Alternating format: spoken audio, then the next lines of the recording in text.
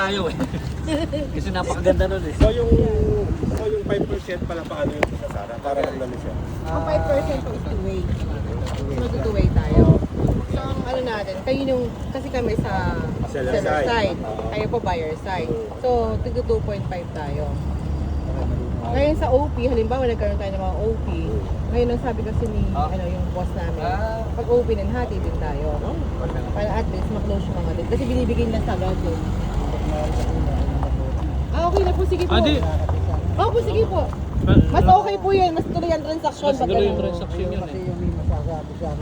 Tama po. Kasi yung ibang ahente po nag-OP.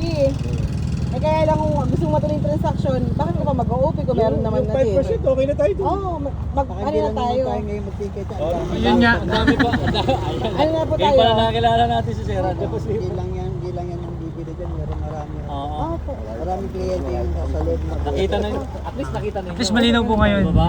Mas malinaw yung ano natin. Kung ano yung presyo, yun ang presyo natin. Oo, ganun na lang po. 5% tayo. 5% na lang. Okay na tayo doon. Ano na tayo, pantawid buhay na. Oo naman. Pang-umpisa lang, Pang-umpisa lang. para Malay mo, makuha pa to. Ang gaganda ng mga ano natin Kapag eh. po nakuha ito, ang ano kasi dito, yung iba kasi hindi pa na nai-imagine yung itsura nito kasi Kaya wala nga. cemented road. Marami nga. Pero once nagkaroon na dyan, 100% yung mga lot dyan iba na yung presyo. Ay, iba na. Sa ano yan, sa pag-iisip ng investor yan. Tama. Kaya mo silang ano rin eh, foresight. Totoo naman. Alaman din naman nila yan. May ibang connection din yan. Oo. Ibigay din ang pera mo sa bangko. Opo, sa Tama. lupa na lang. Ang kasi ganun talaga ang mana dyan eh. Yan ang ginto mo pinamimira. Oo, yan.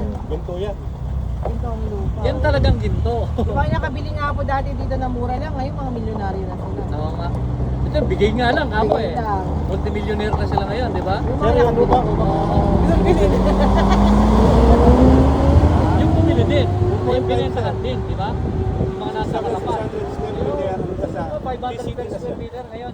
Minsan Nakapangalan 7,000 per sa square meter. Walang iya. Kaya yung Tagaytay na nga dito eh. Oo nga. Oo, di ba? Ang bongga. Nagulat na ako. investment. Kaya lang ako Pwede yung ganun pa. Pag